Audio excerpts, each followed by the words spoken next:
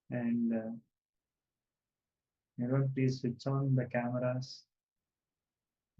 Sai Umar, EC Wayne, Nagore Rupini Ma'am. Please switch on your cameras.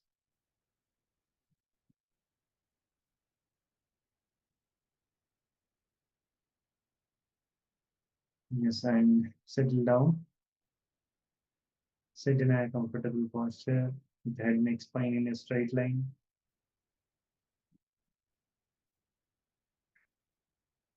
Close your eyes. Take the object and keep it in front of you. And close your eyes. Connect with Swamiji in oneness. And ask Swamiji to increase the size of the object in front of you.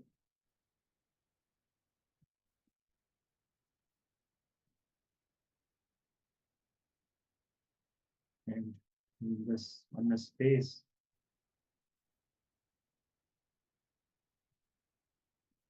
command the object to increase its size.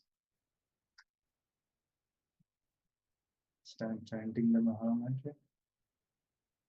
Om Nithyananda Paramashivoham.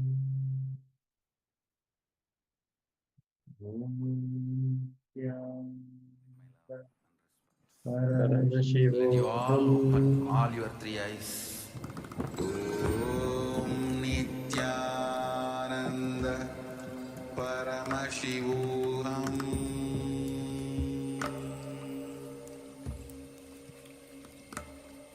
Om Nithyananda Paramashivoham.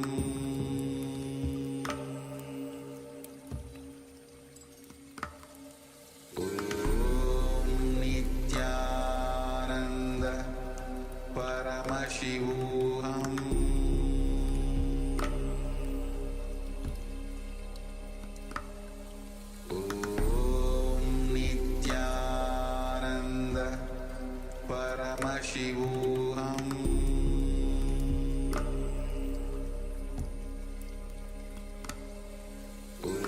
Om Nithyananda Paramashivoham.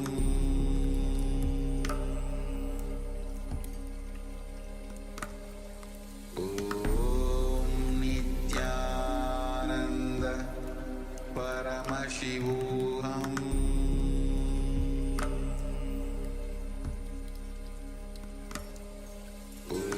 Om Nithyananda Paramashivoham.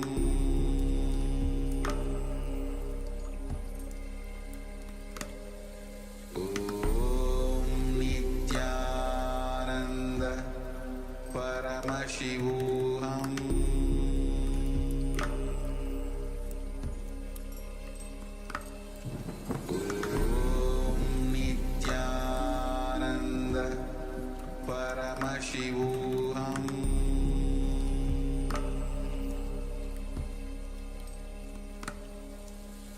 Om Nithyananda Paramashivoham.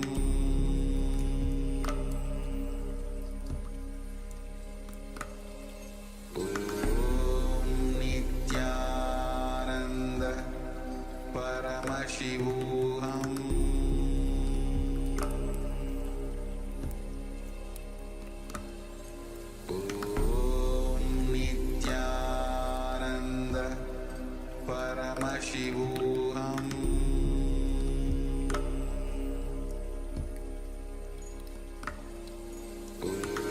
Om Nithyananda Paramashivoham.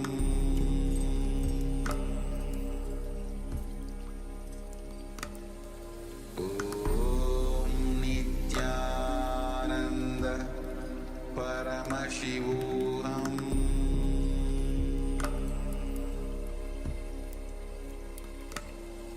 Om Nithyananda Paramashivoham.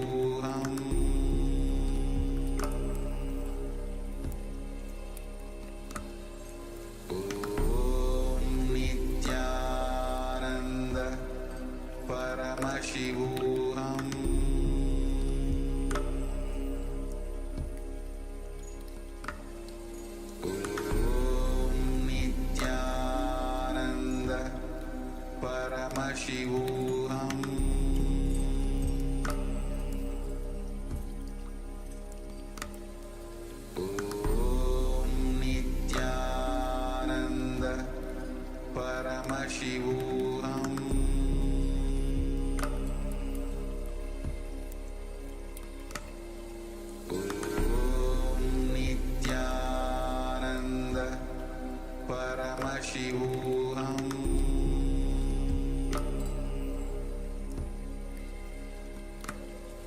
Om Nithyananda Paramashivoham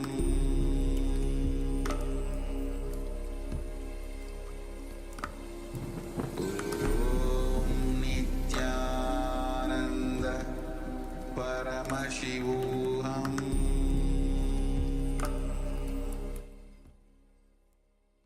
Yes. Now relax. You can open your eyes. Now take that object and measure the size again.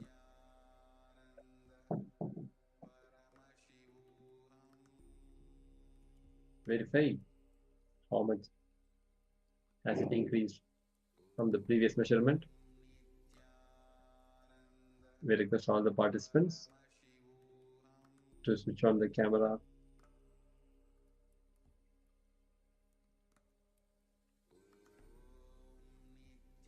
Siyama, Lisiyama Nithyanandam.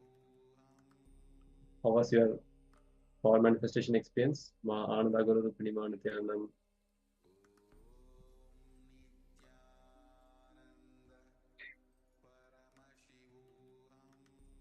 Yes, receiving Nithyananda.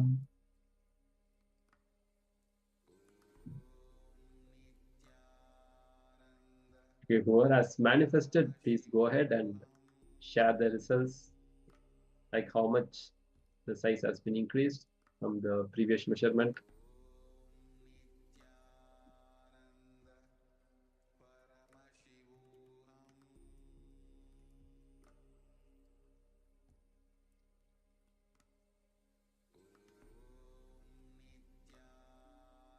Yes, so meanwhile, while you're sharing, we'll move on to the next segment. Now, the Supreme Pontiff of Hinduism is going to directly guide us on the creating suffering engrams. So, I request all the participants to come back to the space of listening and let's hear on the Supreme Pontiff of Hinduism.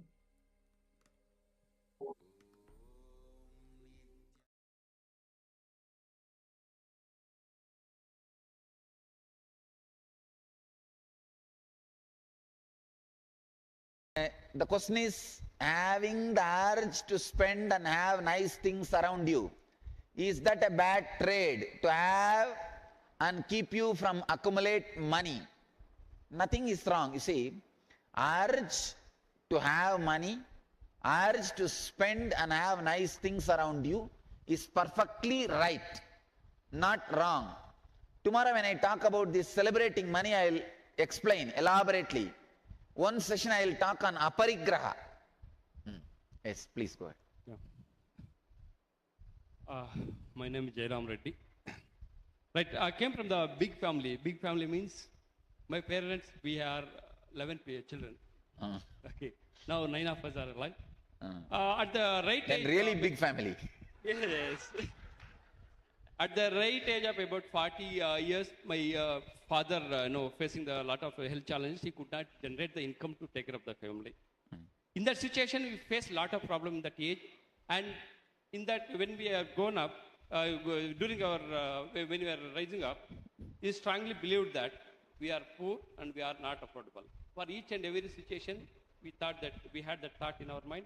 Every time we were thinking that I am poor, I am not affordable. Okay, that in the engrams, what we call that programming, what has happened till now, I am unable to generate any income, not much to take care of my life. And the second thing is, I have a habit of every month, the beginning of every month, I'll make a list of what are the bills I have to pay separately, and another list of what are the expected incomes. Here, what I have the habit is that I'll focus always on what are the bills I have to pay. I'm very prompt in paying all the bills from the money, not what I earned, from the money what I borrowed. Mm. That results in making me a lot of accumulated lot of debts. Then that click what I got when I was sharing today. Great. How you are mismanaging money? Great. How not to be overprotective and over-calculative of existing money? Does it stop creation? Surya, I can say, ships are safe in shipyard, but they are not created to be in shipyard. They are created to be in ocean. Just because they are safe in shipyard, you can't say, why not let me keep my ship in the shipyard itself?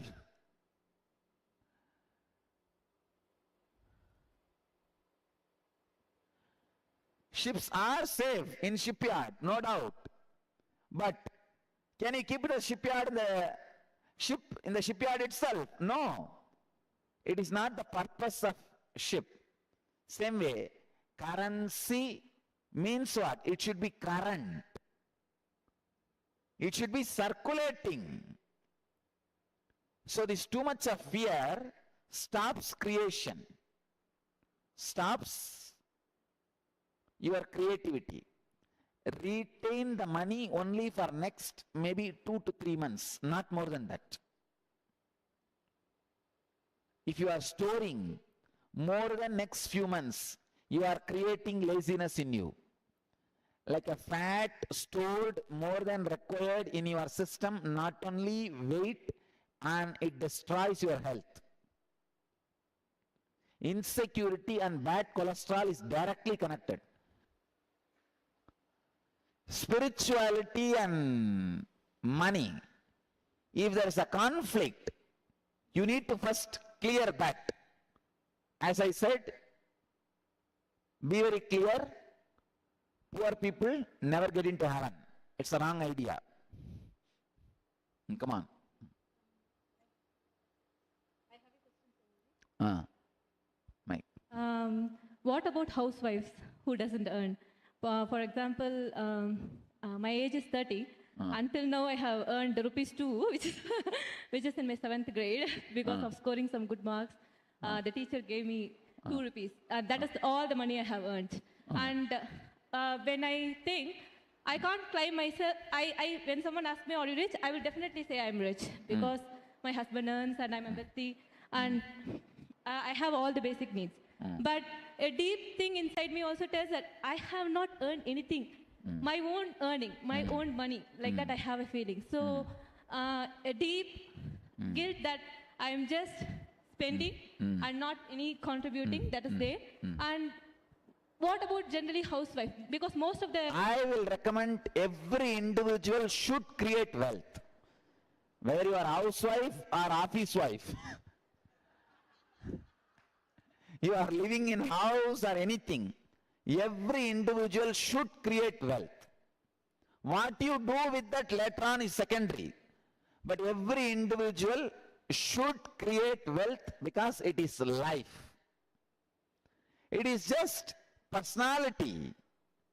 If you create that kind of personality, even sitting in your house, you can create wealth. There are now millions of ways. Now India also has become a place of opportunities. See, if you don't use the opportunities, you will become opportunistic. People who don't use opportunities will become opportunistic. Opportunistic mentality will start happening if you don't use opportunities. I think it is every individual should take the responsibility for their life and start creating wealth. That's what I'll personally recommend.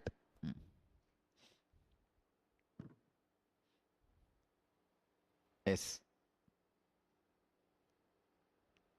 Yes, please pick up the mic.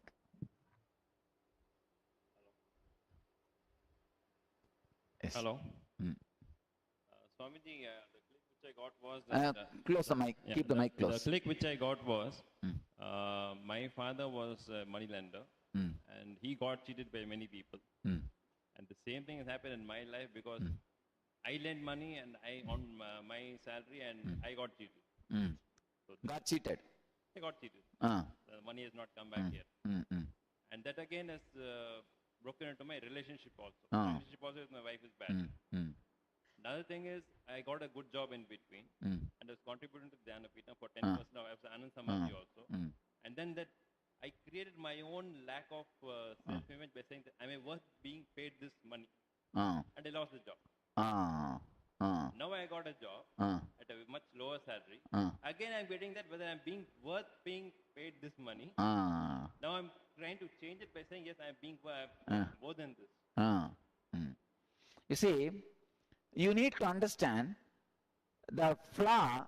Once you created that mental setup and lost the job. So when you understand that click, that is enough now to change it. Now decide very clearly, I am worthy, that is why I am being paid. Please understand, your very breathing is worthy of any amount you imagine you are worthy of. All of you should know, your presence in certain places is worthy of money. You are paid, you don't even need to work. See, many jobs are more or less like a presence job. You go and be there, present, and act, you are there. That's all. Most of the jobs are presence. That is why there is a very beautiful sutra in the Arthashastra. If a owner of the land is present in the land, crop grows by itself. It's more or less like a presence. Only thing you need to know, you need to understand your presence is worthy of what you are being paid in return. That I can say, that is what I call self-respect. Self-respect. I think it is time you understand it and be a little more intelligent and evolve to it. That's it. Anybody else? Here I have some more questions. I'll share.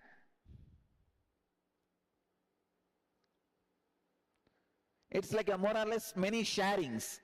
I'll read out those things and share the clicks with you.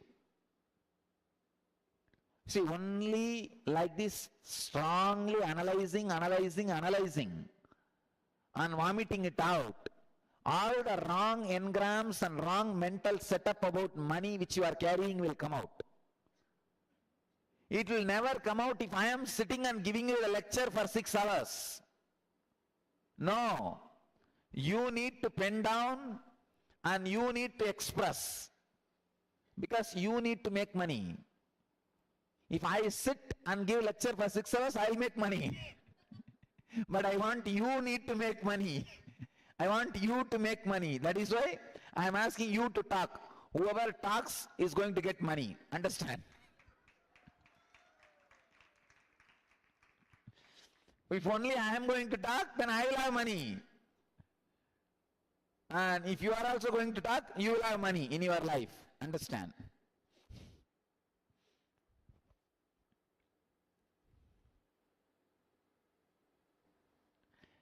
One lady says to her neighbor, every day I give $5 to a lazy bum. The neighbor asks, your husband doesn't say anything about it? No, he tells thank you.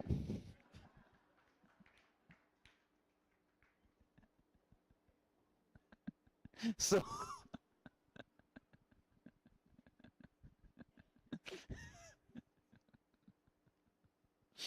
it's too much.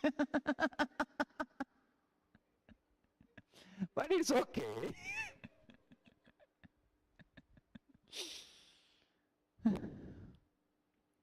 Here is a sharing from Calgary.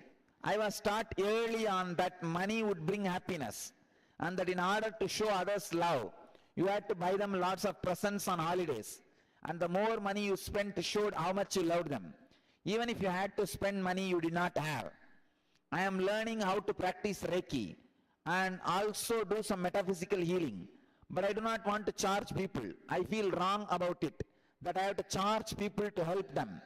I have spent a lot of money to take my training, and I'm worried that the money will not come back to me, especially if I cannot get over the idea that I do not want to charge them. Here is one more question from Vancouver. Can engram be created in the muscle memories before birth? When my mom was pregnant of me, my parents were building their farm and were going through stress and worry on how to get the money to pay for the new infrastructure and support the family. Pauline, usually this kind of engrams doesn't get built during the pregnancy. Only the deeper concepts like a spiritual engrams gets built during pregnancy. The money engrams doesn't get built during pregnancy. Don't worry about it.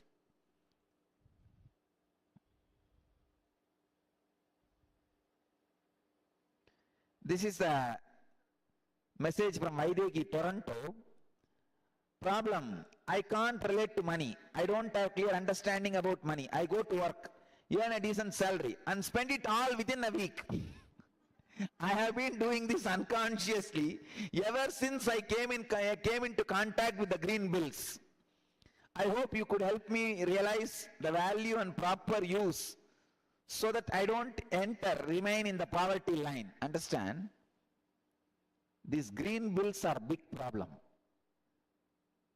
And the credit card is a bigger problem. At least in the green bills, you know how many bills are leaving you. In the credit card, you don't even know. It's just swiping.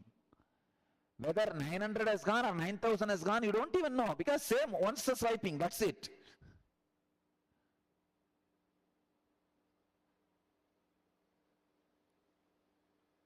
Tomorrow when I am talking about this sustenance, priorities, I'll handle this subject. Wealth, money won't bring you fulfillment. Wealth does not bring you fulfillment ultimately. True, that does not mean remaining poor brings you fulfillment. Come on. Remaining poor, see, the other day we were all discussing with brahmacharis. And I became enlightened without getting the regular education. That does not mean all the fellows who are uneducated are going to become enlightened. Same way, wealth does not bring ultimate fulfillment. That is true. That does not mean all poor fellows are going to have ultimate fulfillment. Wealth and poverty both are equally not going to bring you ultimate fulfillment. So ultimate fulfillment is different line altogether. No way you being wealthy or poor is going to interfere, stop or prepone or postpone your enlightenment. Then why don't you be wealthy? Your wealth is neither going to postpone nor going to prepone your enlightenment.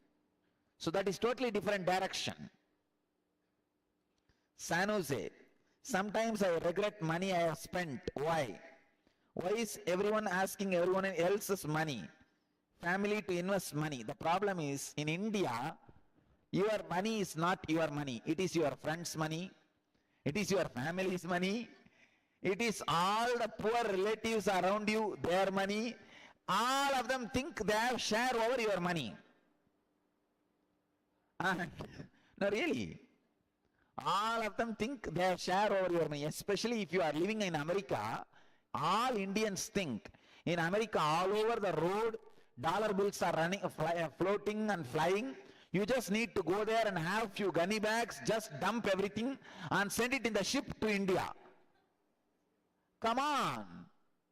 You come to reality and teach all your relatives about reality. Your money is your money, my money is my money. You are having money because you worked for it. I am not saying don't be compassionate, don't be charitable.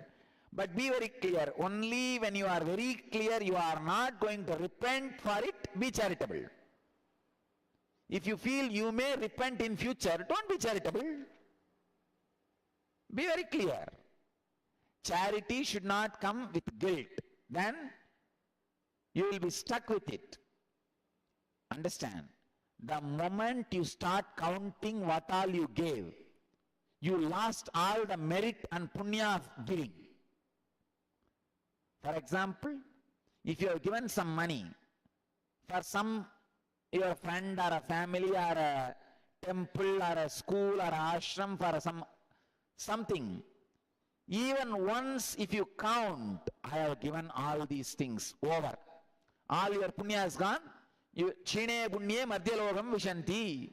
Come back to ordinary world. All your merit has gone. Your token for heaven is taken away. Now, no more heaven.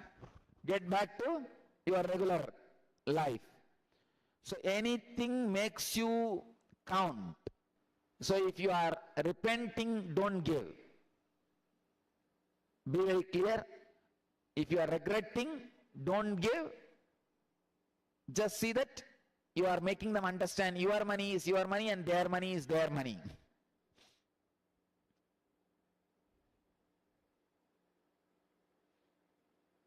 I was raised with a strict saving and conservative habits. So I believe it should be taught to my kids. And it is my big responsibility. I am confused and afraid if I let my kids spend openly, they will learn wrong habits. Please guide me. Is controlling okay or letting go? Please understand. You should teach them saving habits, but you should teach them creating habits.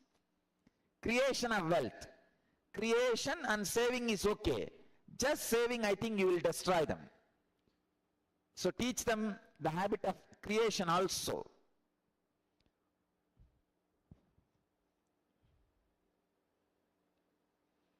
And here is from New York. Money is root of all evil, and also money is freedom. Here is the conflict. Also, money causes people to become ugly, greedy, and cause unhappiness in others, and money is control. Also, another click is talking myself out of making money, as money only comes to those lucky. You can kill yourself working and not make money. I have seen this with my parents. This flows into it is not possible to create wealth out of your creativity and enjoyment, only boring work. First thing, there is no such thing as luck. Luck is negligible percent.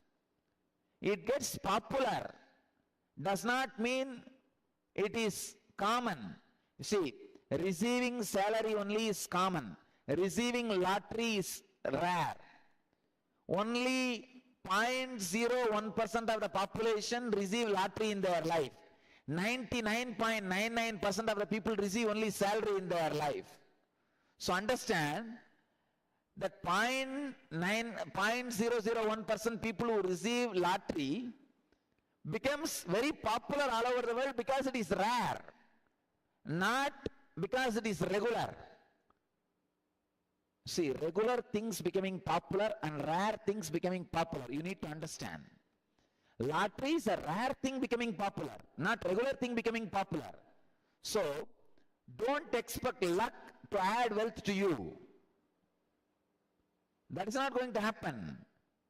So, have a clear system to add wealth to you.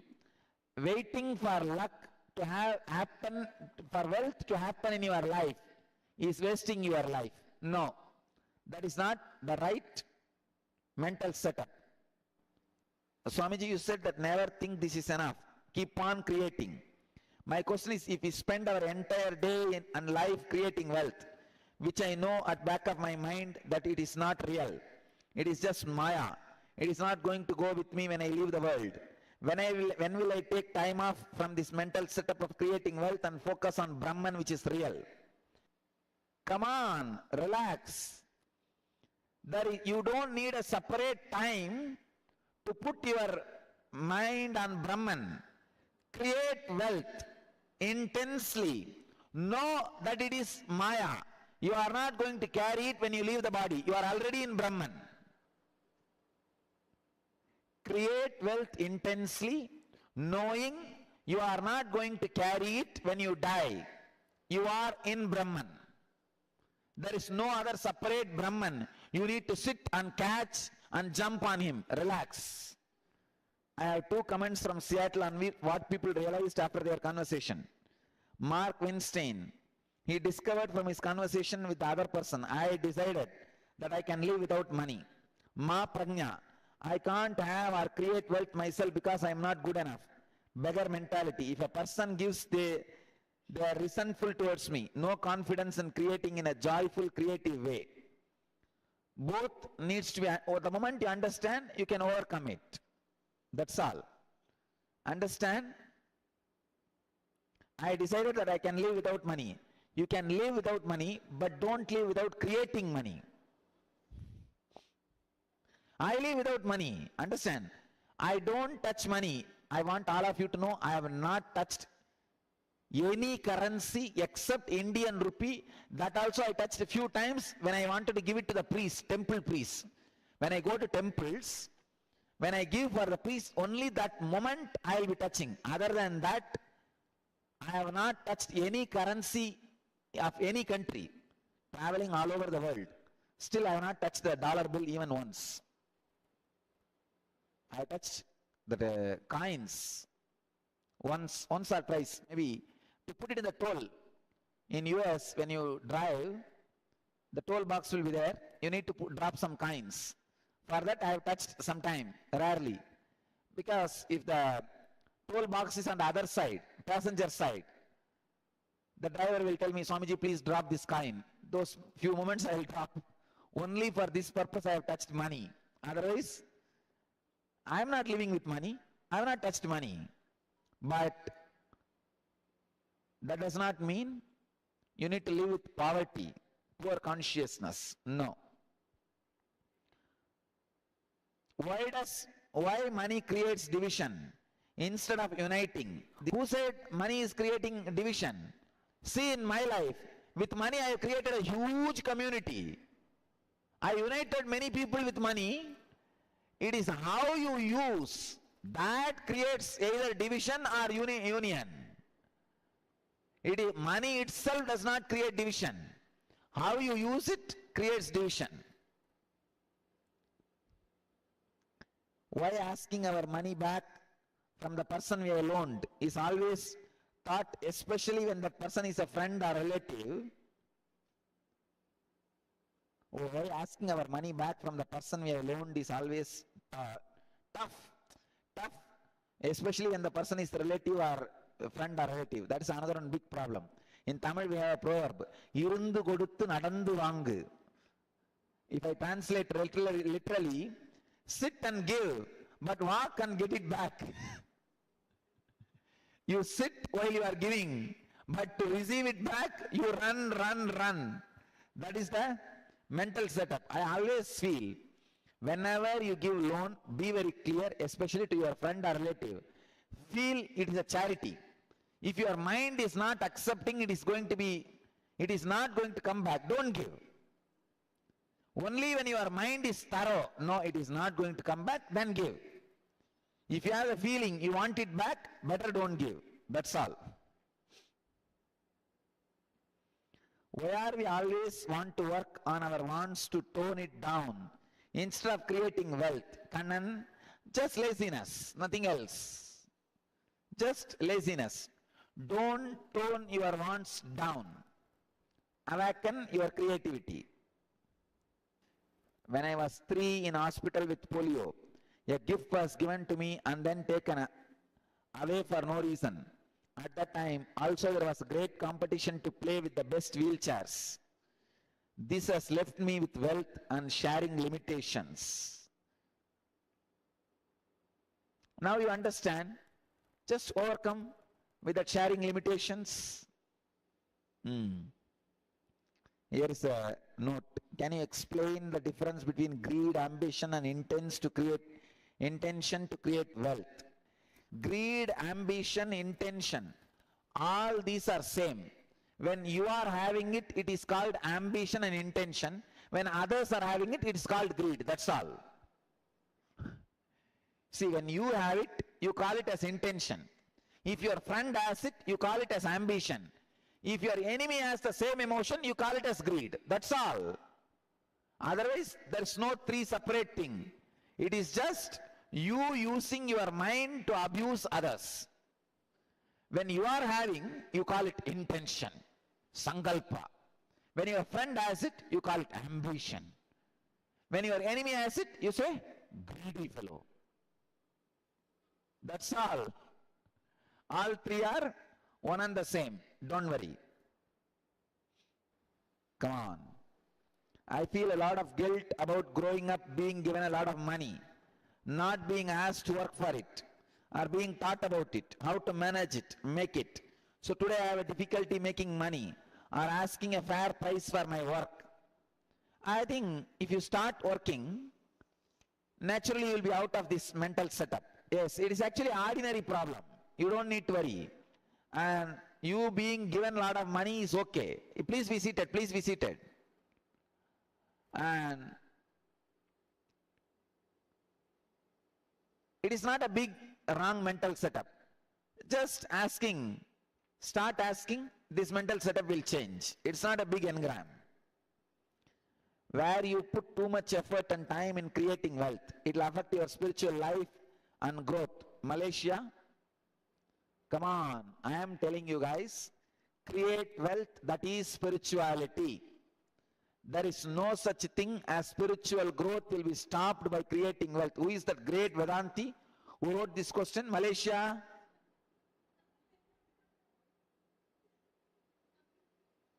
So you think living with a cow dung cake is going to help you? Get enlightened. Relax.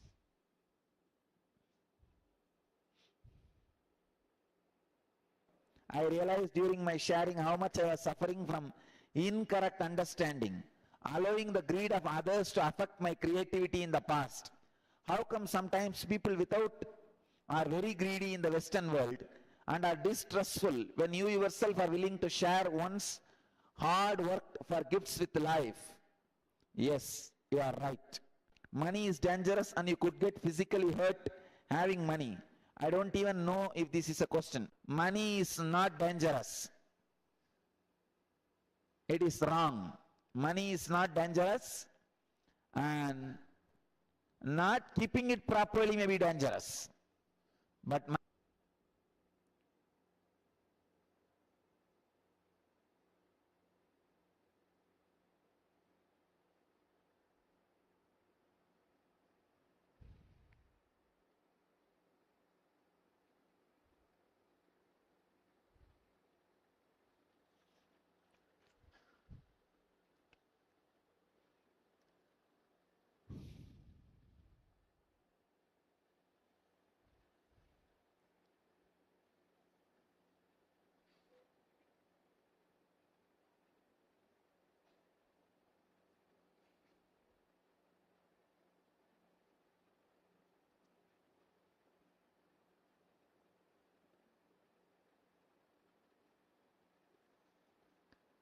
a lot of clicks.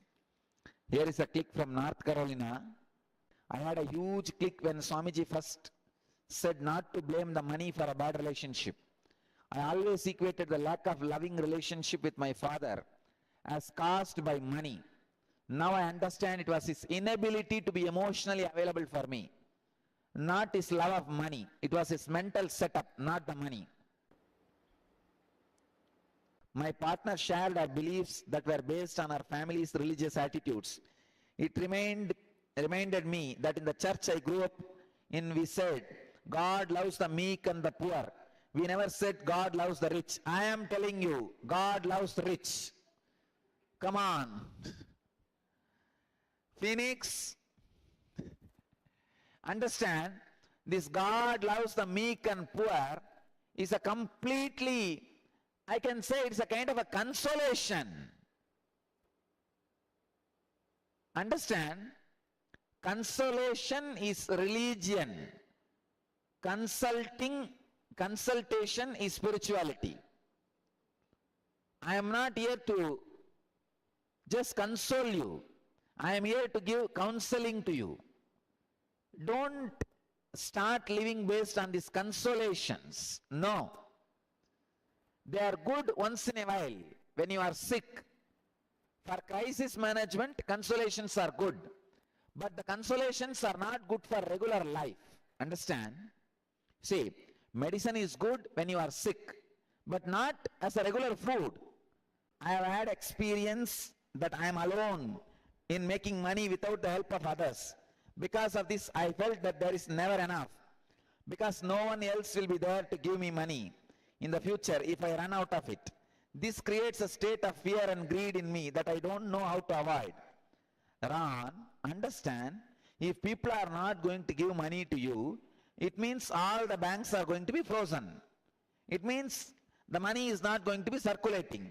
When it is not circulating, it will not be having any value. Don't worry about it, that's all.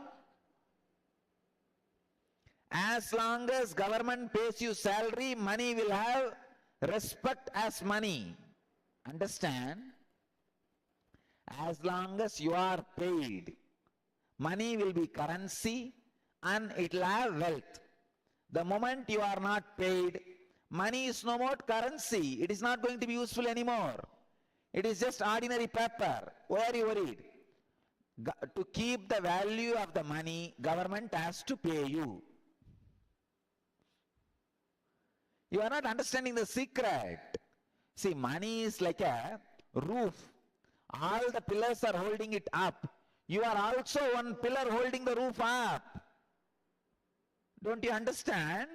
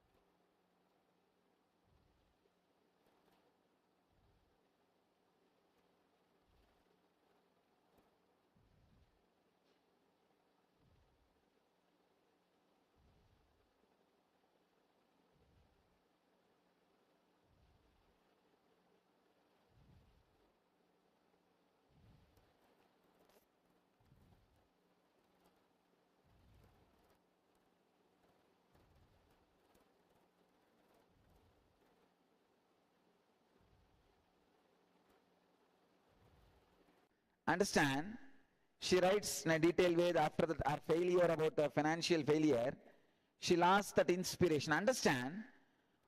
Only one time having a financial failure does not mean your life is locked.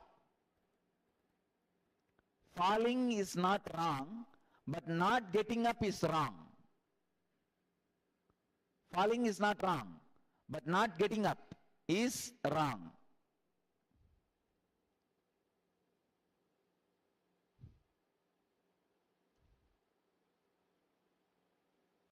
Can you please comment on the belief that money is the root of all evil? No, we should know money is not root of evil or good. How it is used. If it can be used for some good thing, it is good. If it can be used for some bad thing, it is bad. It's like there is a beautiful story in Mahabharatam. Bhishma calls Duryodhanas and Pandavas both and gives them 1,000 coin. Tells them, go and fill your house with this, I will come for a survey.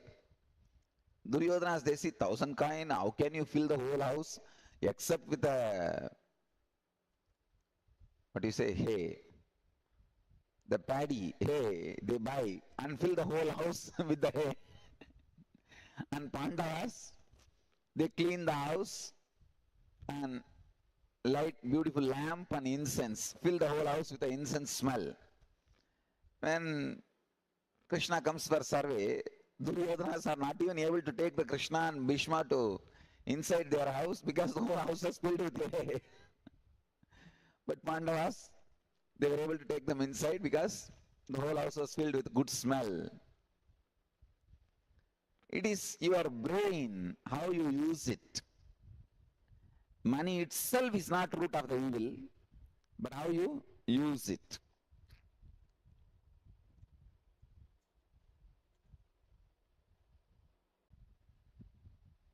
What can we do about the feeling that death and suffering will come when wealth is created? How can we change? How do we change from within? Just start creating wealth. You will see that death and suffering is not coming. That will change, that's all. When my son was young, he asked me one day, how can you tell when a person likes you for you as opposed to what you own? So how do you teach children about money? Is this a question of discernment? Understand? How can you tell when a person likes you for you as opposed to what you own? Just don't give any benefit of what you own to them and see. For example, if you have a car, never give a ride. If you have money, never give when they ask. Just show. Naturally, you will find out whether they are for you or for the things you own. That's it. It is a very simple exercise. As a meditation teacher and healer, I have struggled with charging people money, as I have a mental setup that such spiritual services should be free, are very cheap so that people who can't afford my services can do so. But as a result of this, I have limited my ability to manifest a bigger and financially successful center, and I have kept myself from financial wealth. I had no trouble paying for over 10 years of training, costing me thousands of dollars, but I have trouble charging others. Confidence about the product you deliver to others. I think I answered this question. If you have confidence about what you deliver to others, you should not bother about charging. You should go ahead and charge left and right and center.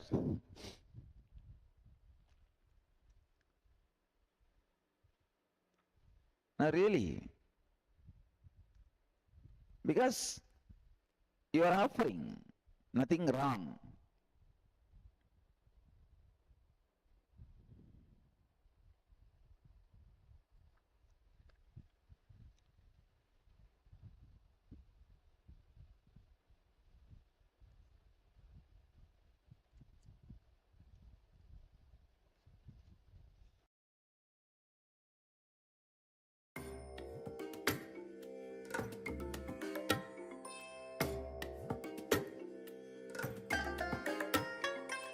I bless you all. Let you all open all your three eyes and manifest the powers of Mahasadashiva. Om Nithyananda Paramashivoham. Om Nithyananda Paramashivoham. Om Nithyananda Paramashivoham. Om Nithyananda Paramashivoham. Om Nithyananda Paramashivoham. Om Nithyananda Paramashivoham. Om Nithyananda Paramashivoham. Om Nithyananda Paramashivoham. Om Nithyananda Paramashivoham. Om Nithyananda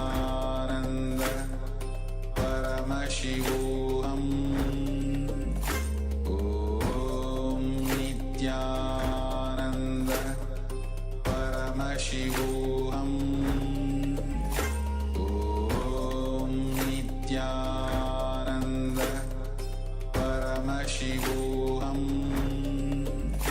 Om Nithyananda.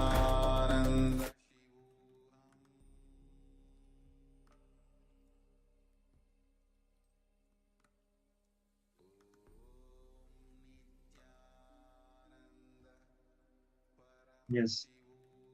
So beautifully, the Supreme Pontiff of Hinduism has shared us about the creating the engrams. Now we are moving on to the internalization exercise. So awakening the wealth consciousness. So before moving on to the exercise, we need to come to the few conclusions about awakening the wealth consciousness.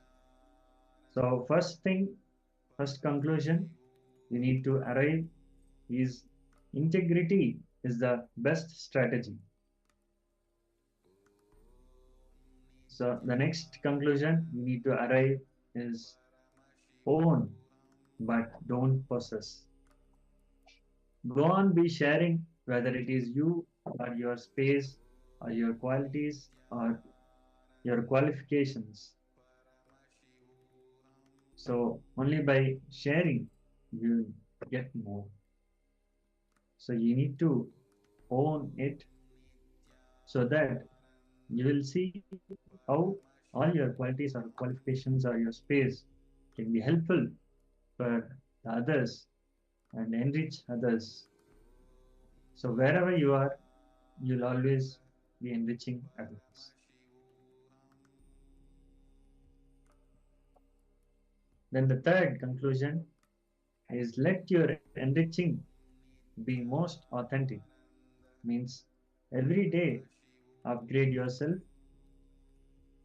Ultimate should not be final. Ultimate grows every day. So ultimate is not final. So today's ultimate is not tomorrow's ultimate. Tomorrow's ultimate is different. Brahmanda, cosmos, always expands. So, yes. Now, the next important conclusion. Do not feel shy to encourage people to support you back to enrich the world. Be confident, courageous about what you are doing. So these are the four conclusions. Let us go through the conclusions one more time. First thing, integrity is the best strategy. Next, own but don't possess the things. Let's share whatever we have, whether it is you or your space or your qualities, qualifications, whatever we have to keep sharing to the people. Now, the third conclusion, we have to be authentic in our enriching and upgrade ourselves every day, because the cosmos is expanding. So we'll also be authentic and upgrade ourselves every day and expand, go on expanding. And the final important conclusion, don't feel shy to encourage people to support you back to enrich the world. Be confident and courageous enough about what you are doing. So, yes. So these are the qualities you need to have, these are the conclusions you need to have to awaken the wealth consciousness in you. So Lakshmi, the wealth, will awaken in you when you have these understandings and these conclusions. So from the life of Supreme Pontiff of Hinduism, is a sharing an incident how the reward for wealth is more wealth. So from his story, he shares, once I asked my grandfather, is really such a person of charity. So he asked, what is the use of giving money like this, donations like this? So his grandfather is Raj Madaliyars, and he has a rice shop at Mandi Street, Tiruvannamalai, where the birthplace of the Supreme Pontiff of Hinduism. So then his grandfather replied that the result of giving donation like this is more people will come to receive donation. That's all. Yes, this is the concept with which our ancestors lived and demonstrated in our life. And the same thing happened in Supreme Pontiff of Hinduism's life. His own grandfather, which has a really such a person of charity. What is the use of giving money like this donation like this? He said the result of giving donation like this is more people will come to receive donation. So it's expanding. He lives authentic. He lived authentically and he manifested the wealth in his life. He demonstrated and he shared the wealth with whole cosmos. So the reward for wealth is more wealth. Yes. So now we are going to pen down once the wealth consciousness happens in you, what all you want to manifest. So please pen down. It may be as simple as I want to buy a small plot and build a house for my son, or it can be as complicated as I want to become the most wealthiest person in my whole community across the world. It can be anything. Just pen down what you want to manifest once you awaken this wealth consciousness in you. It's almost like a wish list. So take some time and please pen down what all you want to manifest once you awaken the wealth consciousness in you. Yes. So let's start exercise.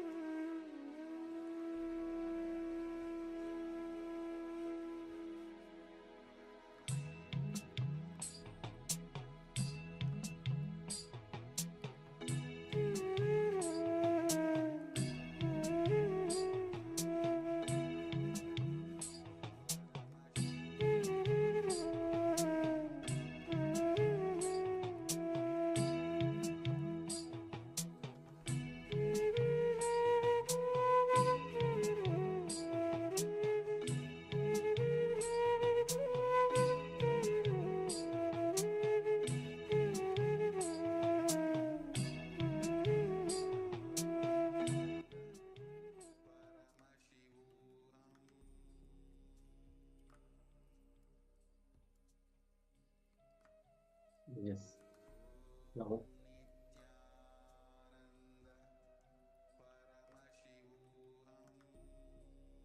you can relax whatever you have bent down.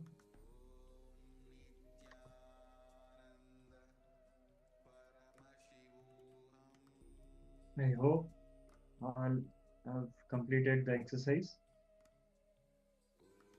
So if anyone wants some time, can tell us in the comment. And if you have any doubts in this exercise, please go ahead and post your queries in the Zoom chat. Yes. So with this,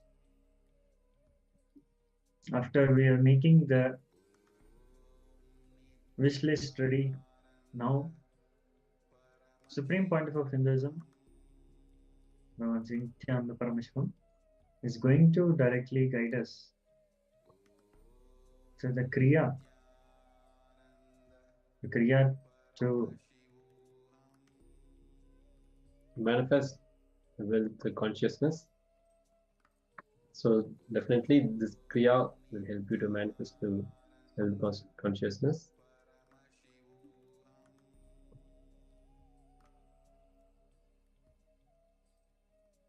Yes.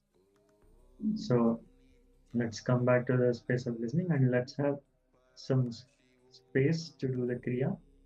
Sit in a comfortable posture and be ready to do the Kriya.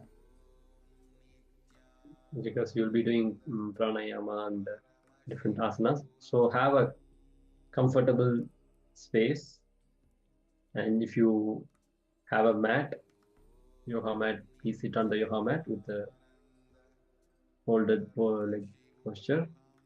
Now let's enter into the Kriya. Yes. Please be seated with the head, neck and spine in straight line.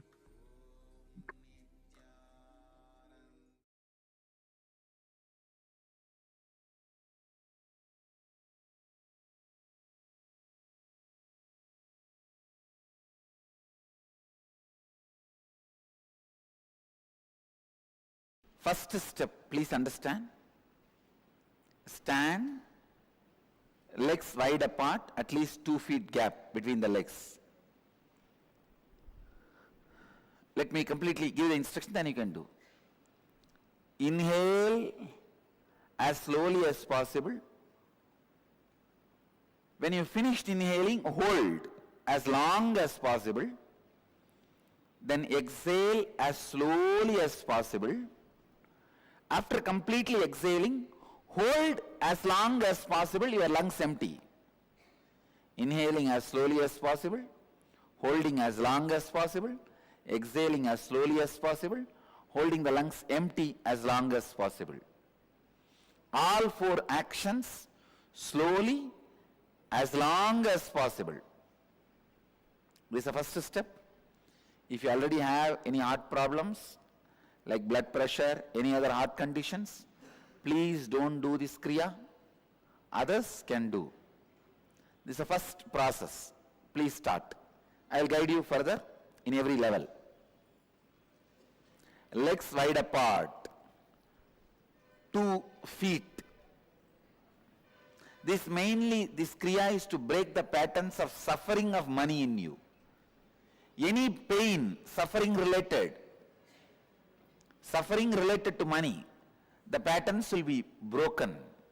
The Kriya, use both the hands, not only one hand, use both the hands. Use both the thumbs. First inhale as slowly as possible. Hold as long as possible.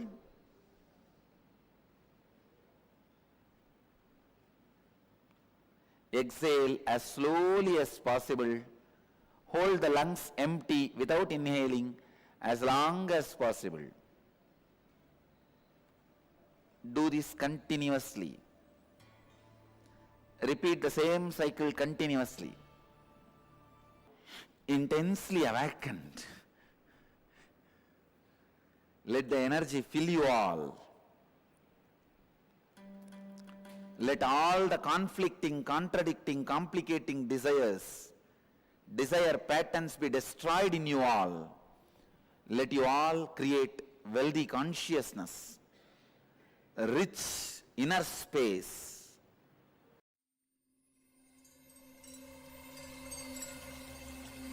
I welcome you all with my love and respect. Let you all open all your three eyes. Om Nithyananda Paramashivoham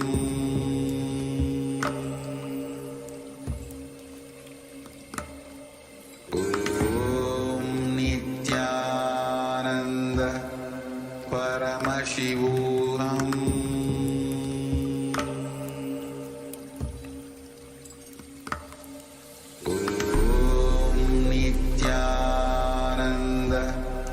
Paramashivoham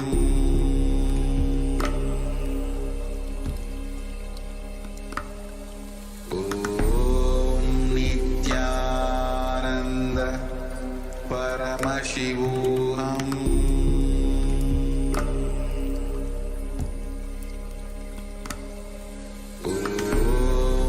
Nithyananda Paramashivoham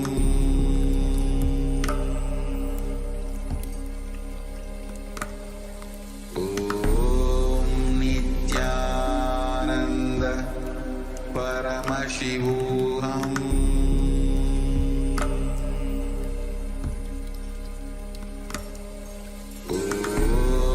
Nithyananda Paramashivoham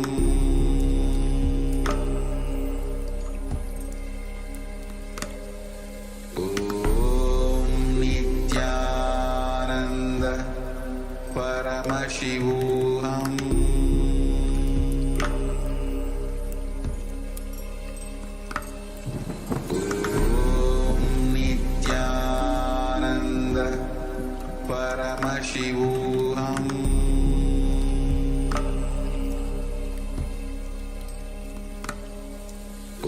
Om Nithyananda Paramashivoham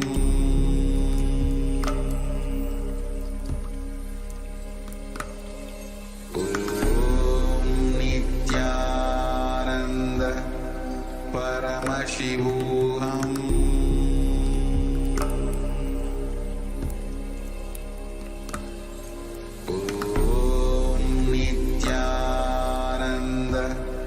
Paramashivoham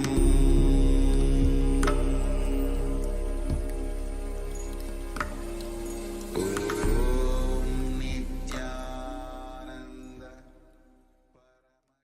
Bring your awareness to the breath. Relax completely in unclutched space, not connecting the thoughts and emotions flowing in you and giving life to it is unclutching.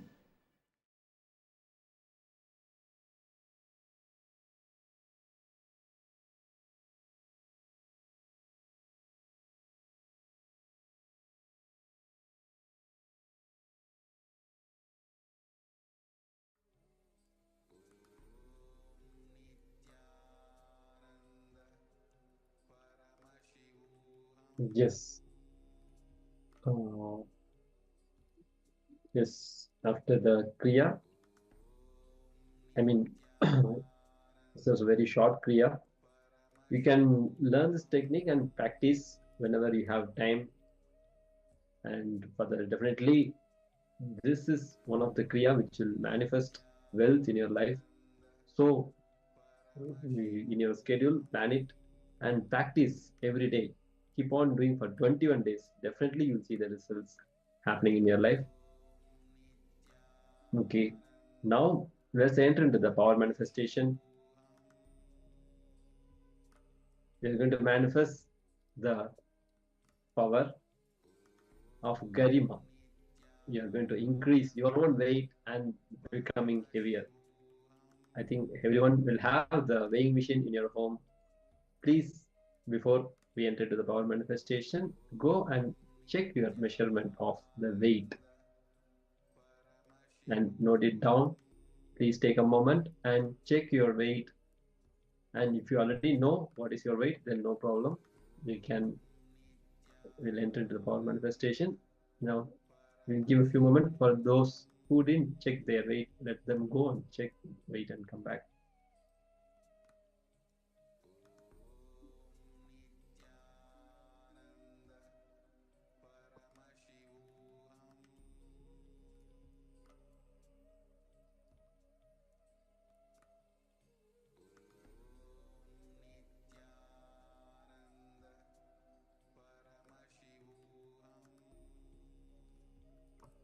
Nithyanandam Lingodonaya, Nithyanandam Lisiama, Ananda Horupinima, Lisi Wang, and Quixin Wang, and Hisi Hwangma. We request all the participants to switch on your camera and be available. We participate in all this exercise and power manifestation. The exercise and power manifestation is not a different. It will really help you to manifest the will consciousness in you.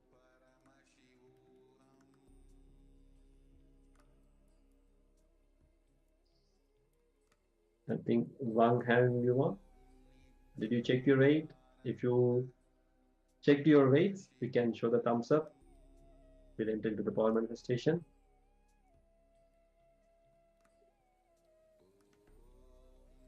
And you can note down what is the weight measurement we have taken now. We'll enter into the power manifestation.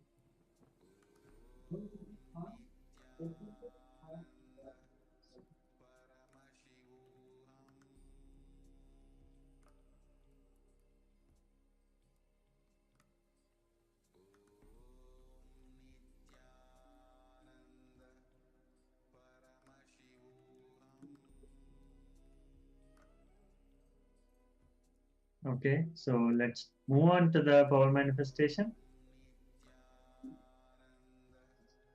Now please sit with the head, neck and spine in a straight line in a comfortable posture.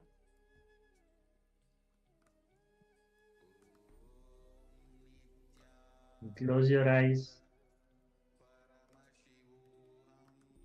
Visualize Swamiji in your third eye. Connect with him in oneness by chanting the Mahavakya. Om Nithyananda Paramashivoham. Om Nithyananda Paramashivoham. Om Nithyananda Paramashivoham. Chanting the Mahavakya. Nithyananda Paramashivoham. Continue. Om Nithyananda Paramashivoham.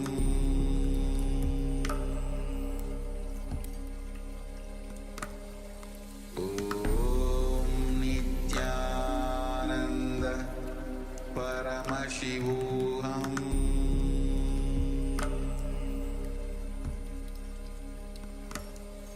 Om Nithyananda Paramashivoham.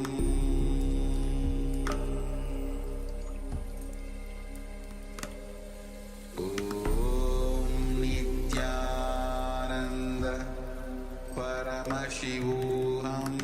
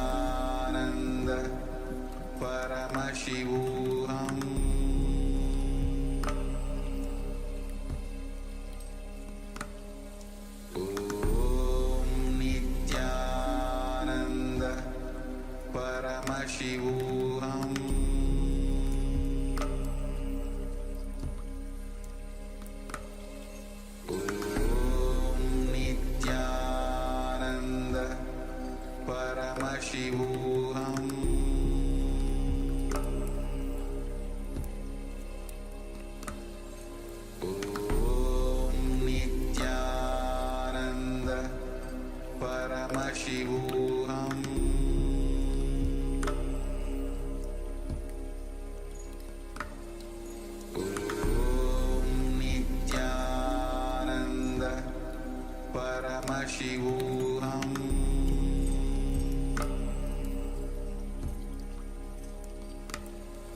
Om Nithyananda Paramashivoham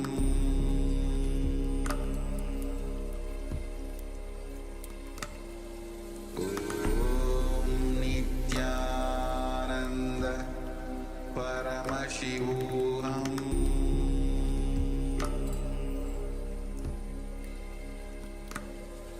Om Nithyananda Paramashivoham Om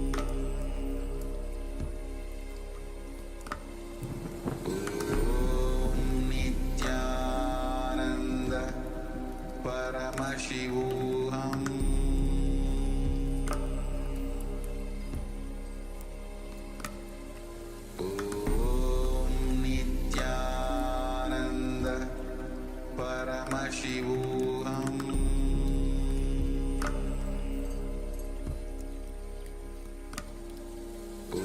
Om Nithyananda Paramashivoham Om Nithyananda Paramashivoham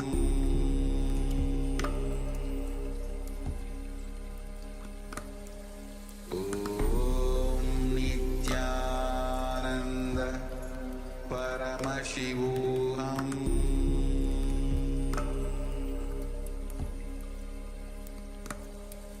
Om Nithyananda Paramashivoham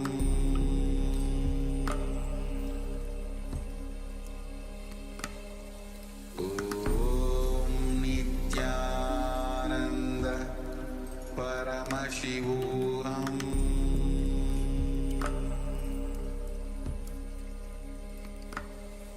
Om Nithyananda Paramashivoham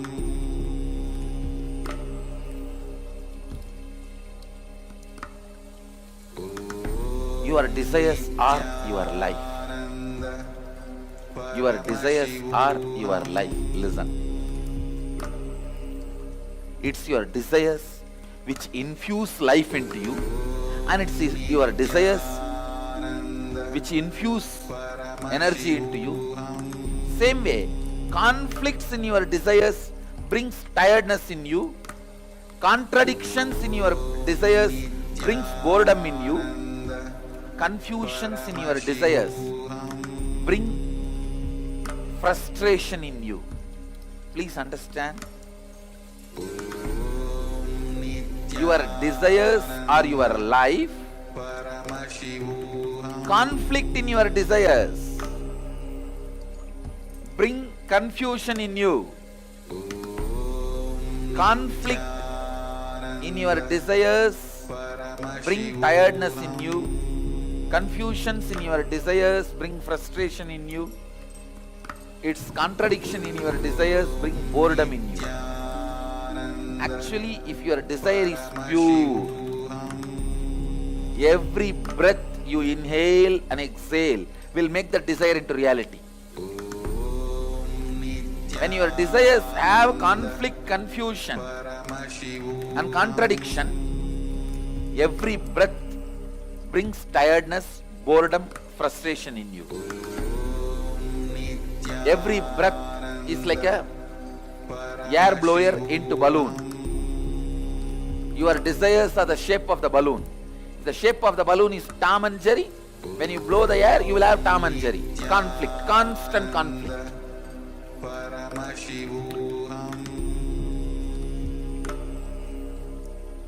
If the shape of the balloon is just round, when you blow the air into that balloon, you will have a round balloon. The shape of the balloon is tall. When you blow the air into it, you will see tall balloon. Your breath infuses energy into your desire. So the one and only thing you need to do in your life is not giving up desire, but removing the conflicts, confusions, contradictions in your desires. Please understand,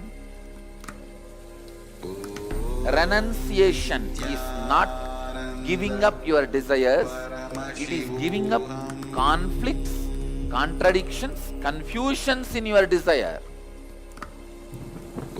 One of the biggest mess up happened in the field of spirituality is wrong understanding. Renunciation means giving up desires.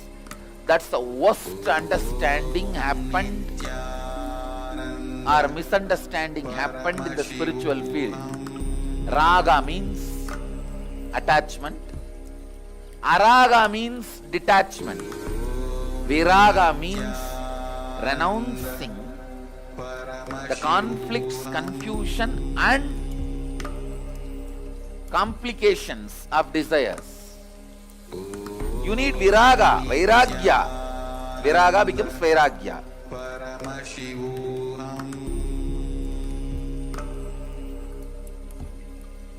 Be very clear. This is what I call, this is the definition of renunciation. Remembering nothing can make you powerless. Anything removed from your life cannot make you powerless. Is renunciation. Vairagya. Raga means feeling obsessed, completely overpowered by the desire. Desire is raga. Attachment is raga. Obsession is raga. Araga means detachment, hatred.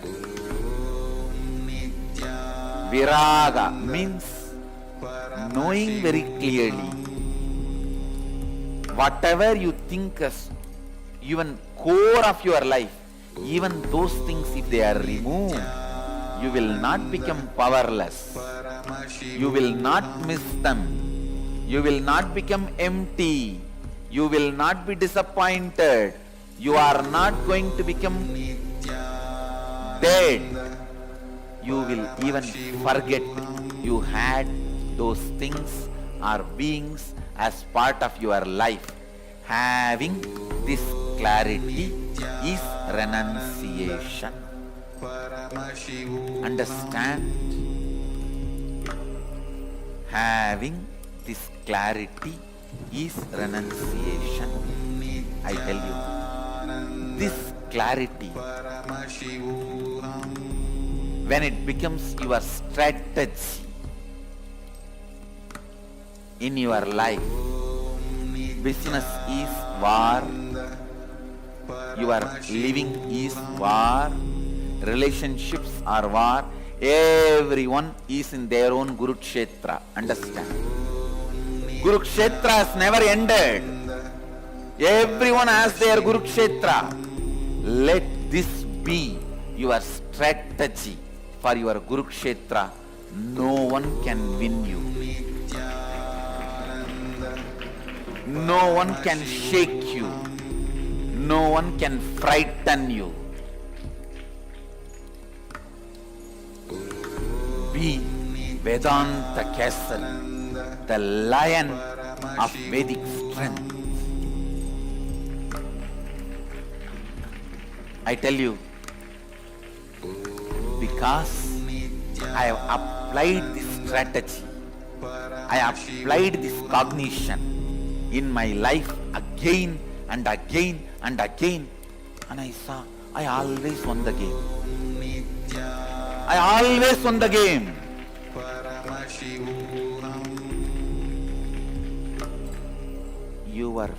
The moment you have a fear that if something is removed from your life, you will become depressed, you will become empty, you will lose life. That fear becomes strength of your enemy. When he knows you can't be frightened, he becomes powerless. Understand? If you can be frightened, your enemy is powerful.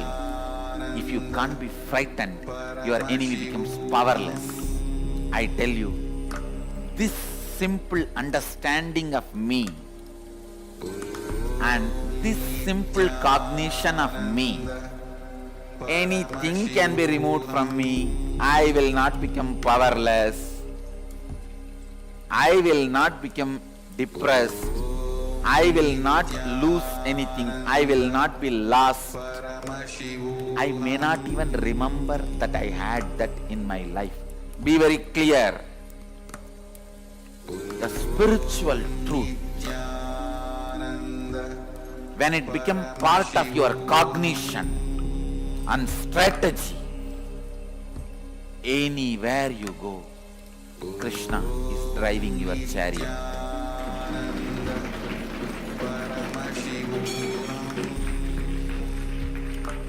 Understand? Internalize just this one truth. Yena yaktena unjita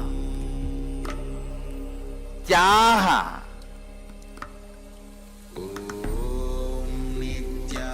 The word tyaha is used here. Tena means with this understanding from this context. Yaktena unjita makrita kasya sridhanam. Please listen. The world is ever changing, but it is filled with consciousness, Isha. The consciousness is independently intelligent and compassionate. If something is removed from you, don't curse the life. It is done with tremendous compassion. It is done with tremendous compassion. I am telling you.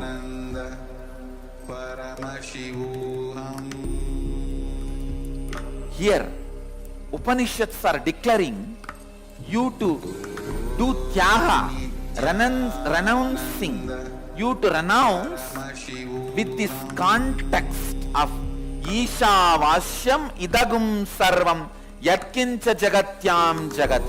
Means world is changing and it is established in changing and it is filled with consciousness, Sachidananda, which is intelligent, truthful, blissful and compassionate. I tell you, a blissful being will always be compassionate being. When you are blissful, you will see all the good things, best things comes out of you. When you are blissful, you will be such a good person.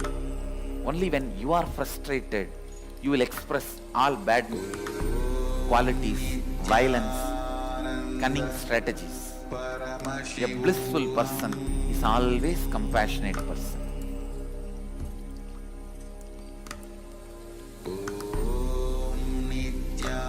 Nithyananda Paramashivoham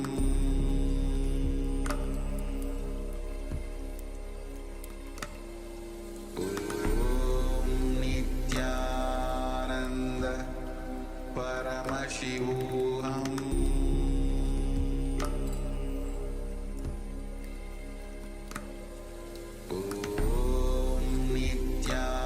Nithyananda Paramashivoham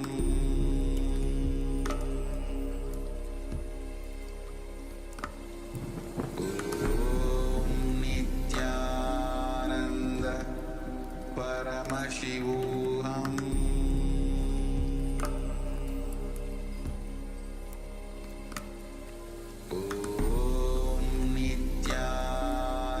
Nithyananda Paramashivoham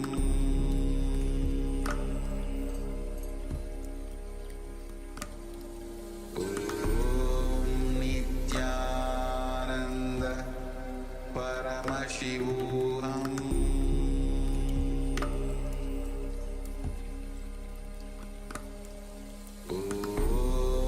Nithyananda Paramashivoham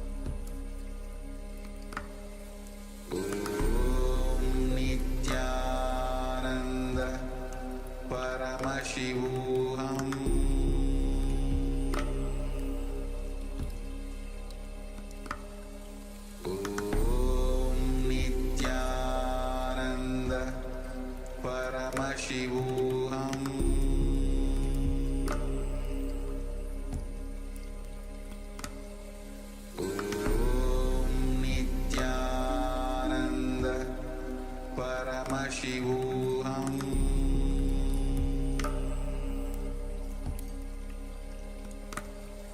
Om Nithyananda Paramashivoham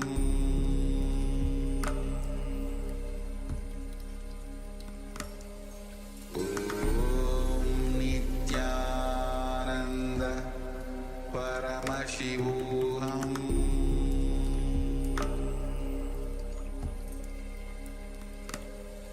Om Nithyananda Paramashivoham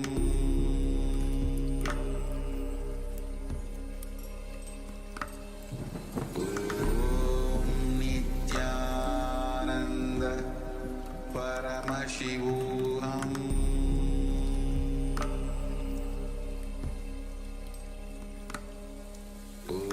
Om Nithyananda Paramashivoham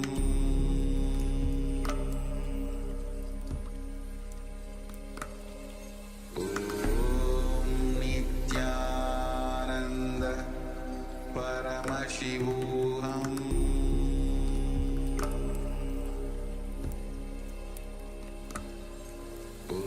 Om Nithyananda Paramashivoham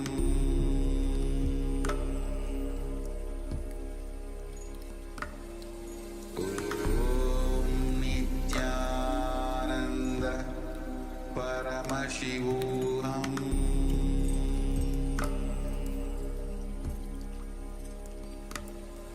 Om Nithyananda Paramashivoham Om Nithyananda Paramashivoham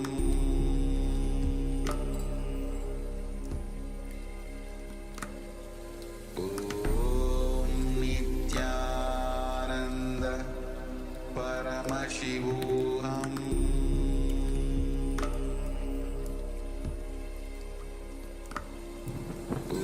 Om Nithyananda Paramashivoham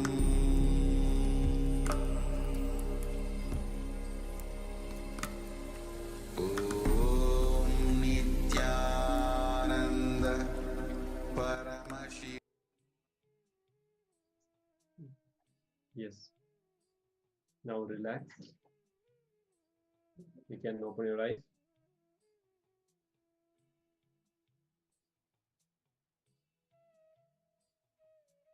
Now, let us verify the weight of your body. Please take the weight measurement. If you have a weighing machine, please take the weighing machine and check your weight. How much you have manifested the power of Garima. Please take a moment, verify, and share your results. Yes. Even if you have reduced the weight, it is okay. Just check your weight and share it with us, the result of the power manifestation in the Zoom chat.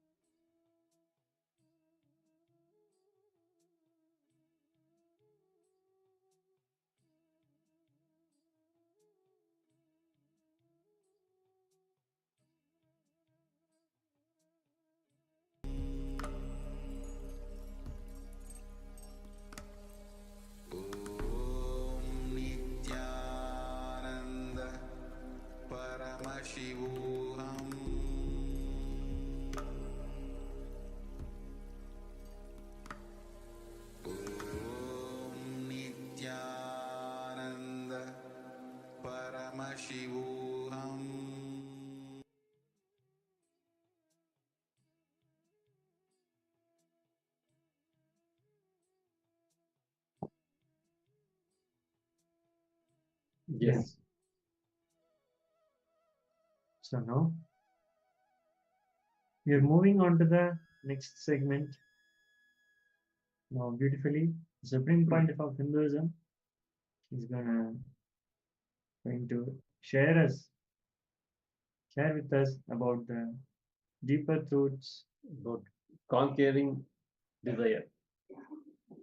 conflicting and complicating desires.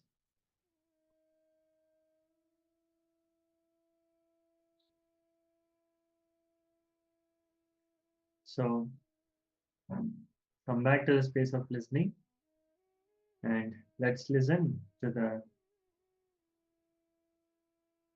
powerful truths and powerful understandings about complicating and conflicting desires.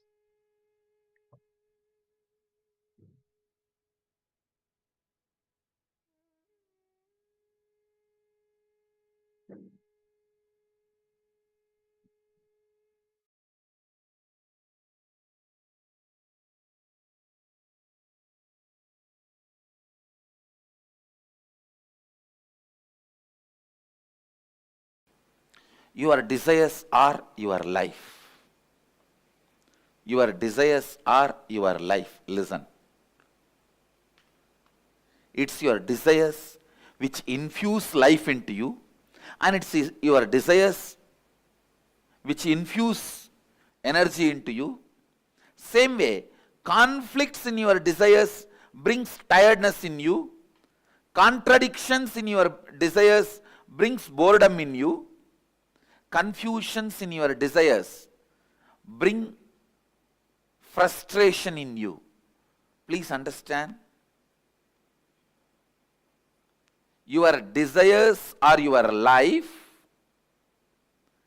Conflict in your desires bring confusion in you. Conflict in your desires bring tiredness in you.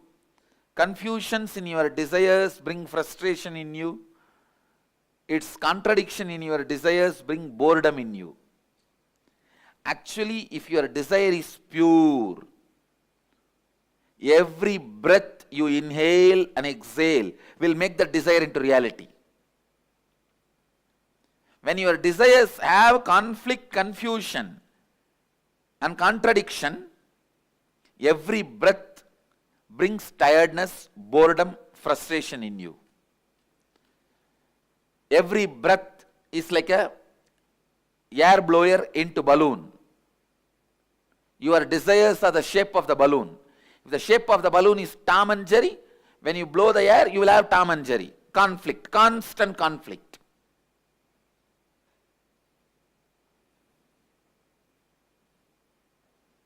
If the shape of the balloon is just round, when you blow the air into that balloon, you will have a round balloon.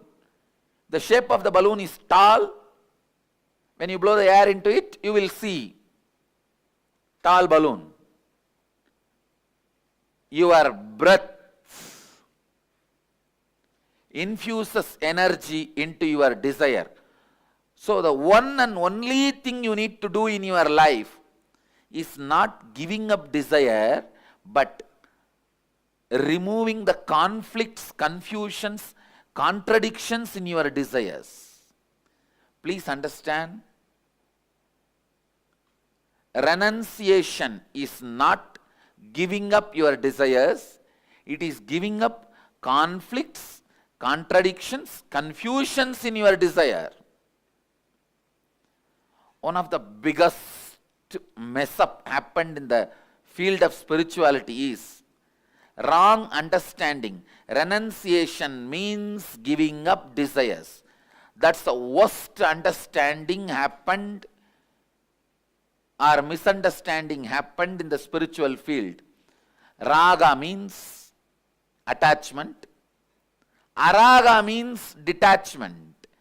Viraga means renouncing the conflicts, confusion and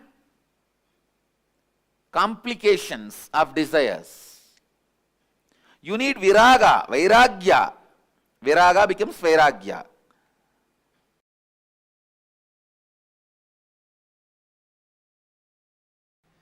Be very clear. This is what I call, this is the definition of renunciation.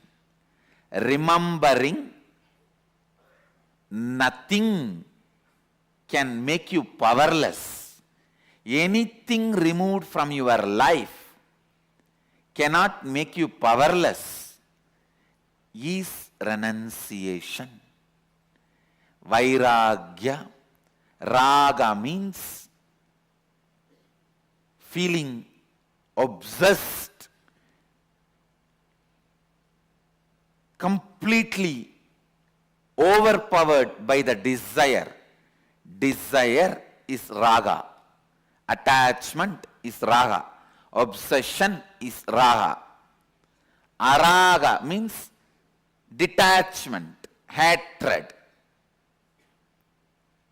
Viraga means knowing very clearly whatever you think as even core of your life, even those things, if they are removed, you will not become powerless.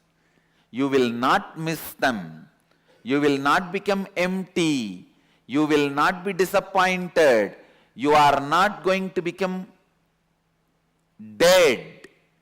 You will even forget you had those things or beings as part of your life. Having this clarity is renunciation. Understand? Having this clarity is renunciation. I tell you, this clarity, when it becomes your strategy in your life, business is war, your living is war, relationships are war, everyone is in their own Kurukshetra. Understand? Kurukshetra has never ended.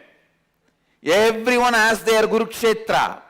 Let this be your strategy for your Kurukshetra. No one can win you.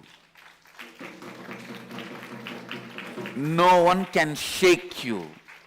No one can frighten you. Be Vedanta Kesari, the lion of Vedic strength. I tell you,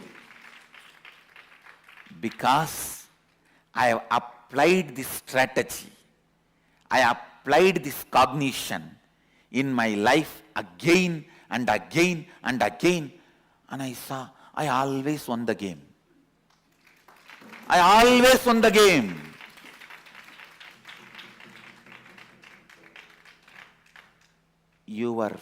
The moment you have a fear that if something is removed from your life, you will become depressed, you will become empty, you will lose life. That fear becomes strength of your enemy. When he knows you can't be frightened, he becomes powerless. Understand? If you can be frightened, your enemy is powerful. If you can't be frightened, your enemy becomes powerless.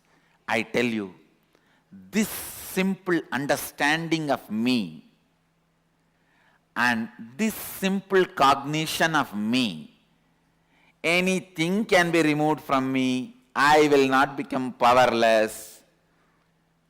I will not become depressed. I will not lose anything. I will not be lost. I may not even remember that I had that in my life. Be very clear. The spiritual truth, when it becomes part of your cognition and strategy, anywhere you go, Krishna is driving your chariot.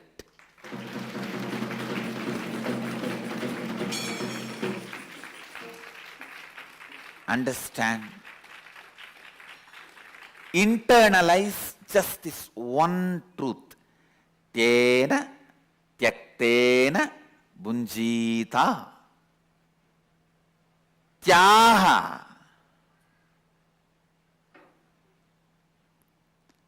The word tyaha is used here. Tena means with this understanding from this context. Tyaktena bunjita makrita kasya sridhanam. Please listen. The world is ever changing, but it is filled with consciousness, Isha. The consciousness is independently intelligent and compassionate. If something is removed from you, don't curse the life. It is done with tremendous compassion. It is done with tremendous compassion. I am telling you.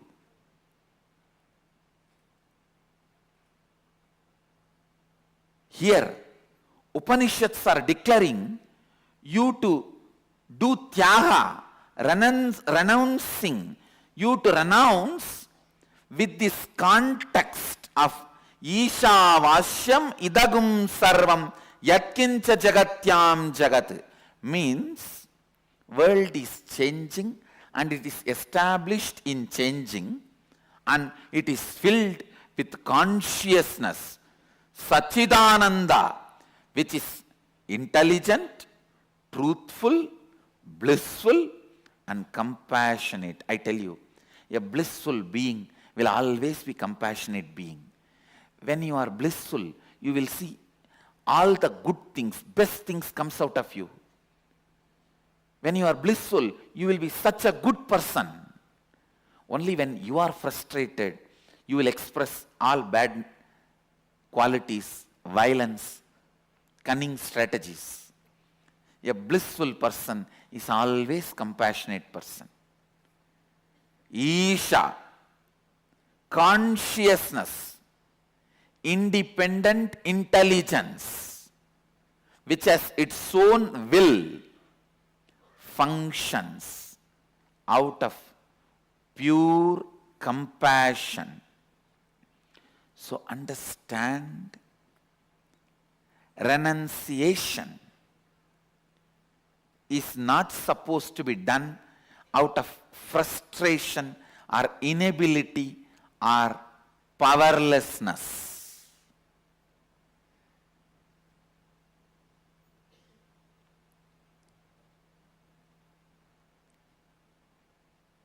Whenever anything was removed in my life, I always saw life is only making me pure and it is celebrating itself through me. It is providing opportunities to reinvent myself. Understand? When life removes something from you, it is providing opportunity for you to reinvent yourself.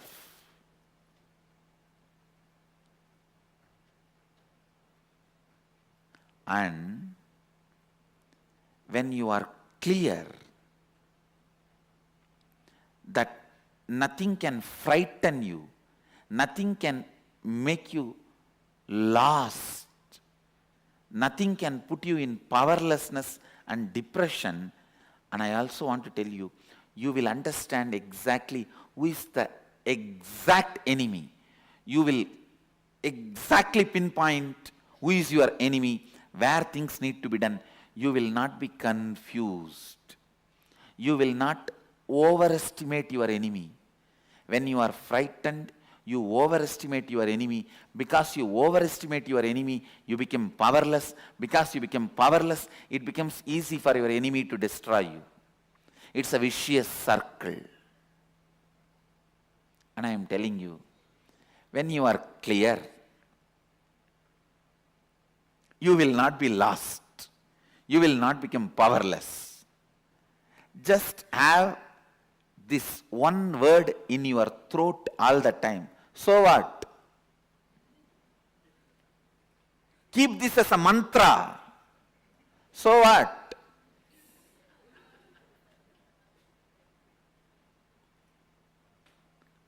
Know clearly, nothing removed from you can make you powerless. And life removes it only to make you understand you can live without it. Reinvent yourself. Wake up.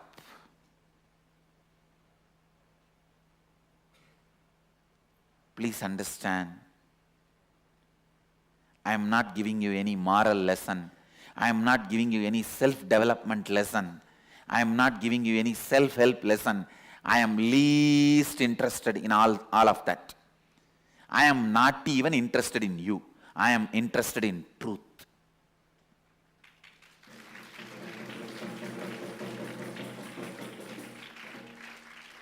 I am just interested in truth. I am singing it.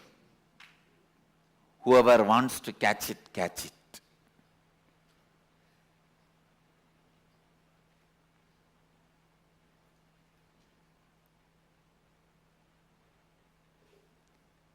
Understand.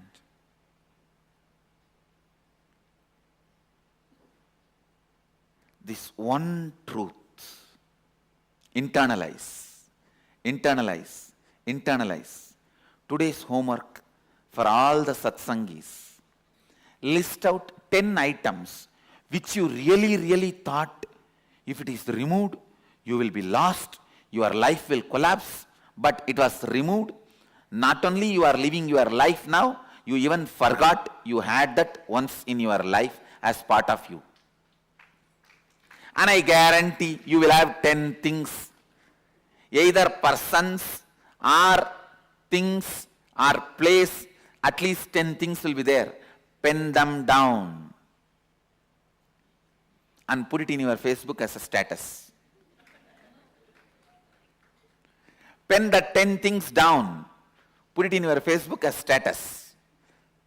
With your own understanding of today's satsang, you paraphrase it. Now whatever I shared, you paraphrase it and put these 10 things which was part of your life, which you really felt if it is removed, you will collapse. But now it is not there in your life, and not only you have not collapsed, you even forgot that they were part of your life at one time.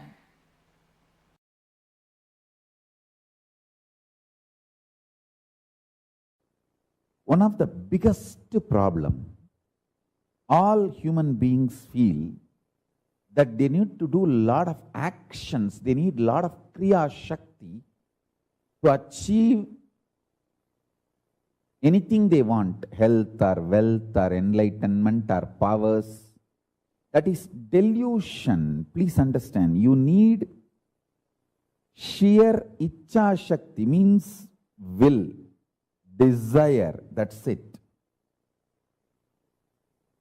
The desire itself is capable of manifesting kriya, the action power. Listen to these 3 words. Icha Shakti, your desire power. Power to desire, will. Kriya Shakti, power to work intensely and manifest. Jnana Shakti, power of enlightenment, knowledge. See, one of the biggest problem all of you have is your delusion that too much of work is needed to achieve anything. Whether you want health, oh, I have to get up and do yoga, stretch my body. Only then I can have health. If I want wealth, I have to get up and go to office and work like a dog, day and night. Only then I will have wealth. First of all, you don't understand no dog works.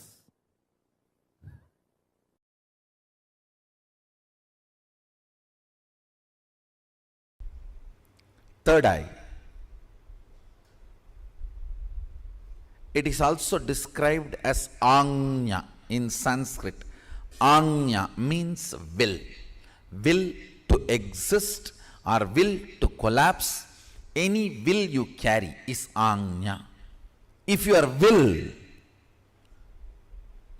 gives you the hope about life, you will have life. If it gives you hope about death, you will have death. Anything you decide with your will, you manifest that. Understand, every breathing you do, you are giving life to your will to manifest. Every rupee you spend, you vote for that. If you are spending 1 rupee on pizza, you vote for pizza and its future. If you spend 1 rupee on Coca-Cola, you vote for Coca-Cola and for its future. On anything you spend money, you vote for it. On any idea you breathe, you make that into reality. Your will, what it carries, hope or hopelessness, right or wrong, good or bad. Listen carefully. Right or wrong, good or bad, hope or hopelessness. Whatever you carry in your anya, in your will, you are breathing life into it continuously. You are giving life to it. That is why I am saying your anya is the most sacred spot in your life. Your anya is the most sacred space in your life. What you cherish in your anya matters. What you cherish in your will matters. Let me repeat once more. Listen intensely. Your third eye, which is called anya in Sanskrit, which literally means will. If your will perceives hopeful future, you breathe life into that future, that kind of a future. If your will perceives hopelessness, you breathe life into that kind of a hopelessness. What you perceive through your will as possibility of your life matters. Don't think you can go on be perceiving negative possibility and suddenly out of the blue something great positive will happen. No. No. Everything unexpected is accident. Listen. Everything unexpected is accident. You can't cope up with it.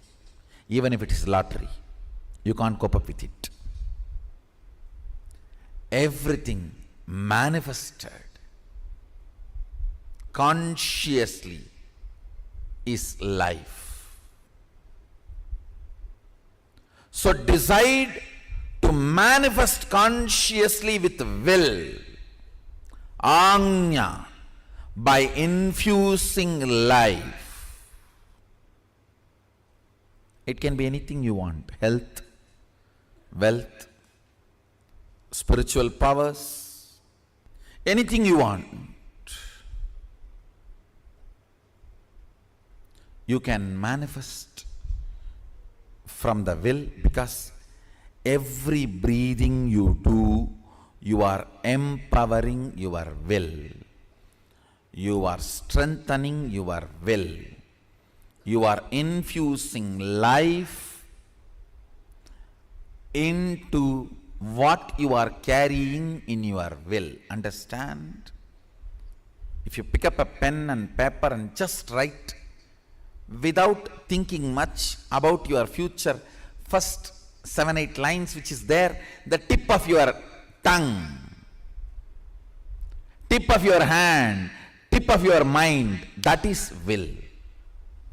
That is what is your will. Understand? I am giving you the tip to find what is in your will. If fear is what opens up first, that is what is in your will. You need to seriously complete it. If confusion is what is there in your will, the first 4 or 5 statements are all about confusion. That is what is there. Seriously, you need to complete it. Otherwise, with every breath, you are giving life to it. Unplanned, without planning, spontaneously what is there on you. When you manifest, if you pen down what is there, that is what is actually in your will. You are giving life to it constantly. Beautifully Sadashiva describes about this Ajna and its power. More and more you think about your body and mind, the power of Ajna goes down. More and more you think authentically, responsibly, it manifests as what you want.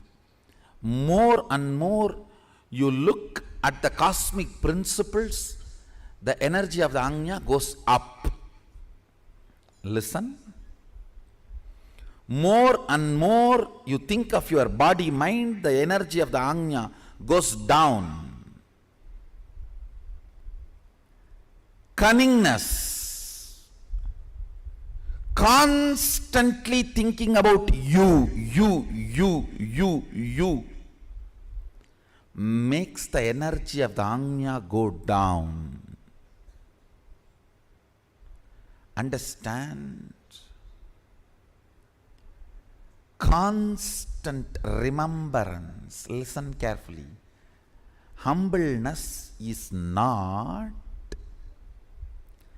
thinking yourself as a less. No.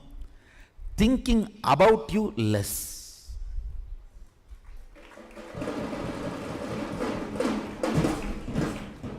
Humbleness is not thinking yourself as less. Listen carefully. The so-called humble people are the most cunning. The record says Saguni used to be very humble. Very humble. Humbleness is not supposed to be having low inner image. No. Not remembering your inner image is humbleness. Inactive, passive inner image is humbleness. Not low inner image is humbleness. Understand? There's a big difference. Low inner image is not humbleness. Passive inner image, inactive inner image is humbleness. Inner image from which too much of thought currents are not released. Very passive. That is humbleness.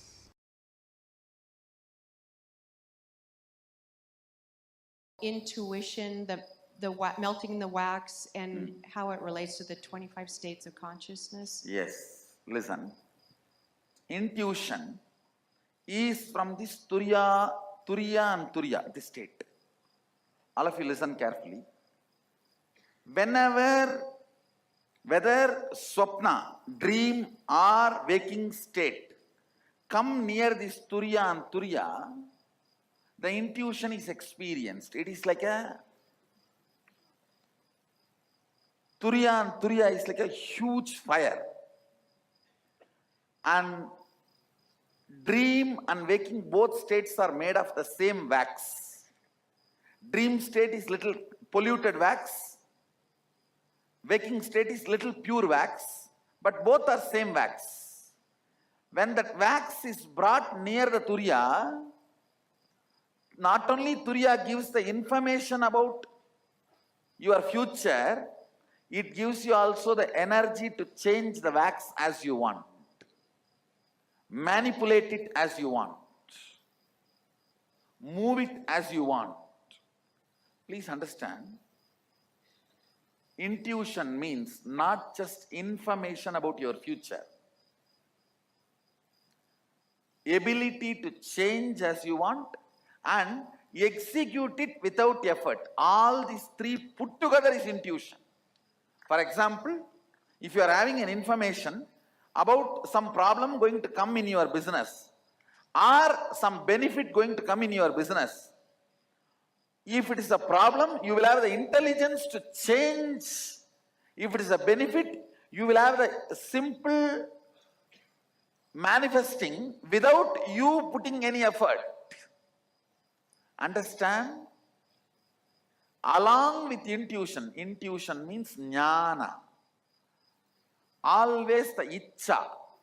Icha Shakti means ability to change. Kriya Shakti means simply able to manifest. All these three always comes together, not as one.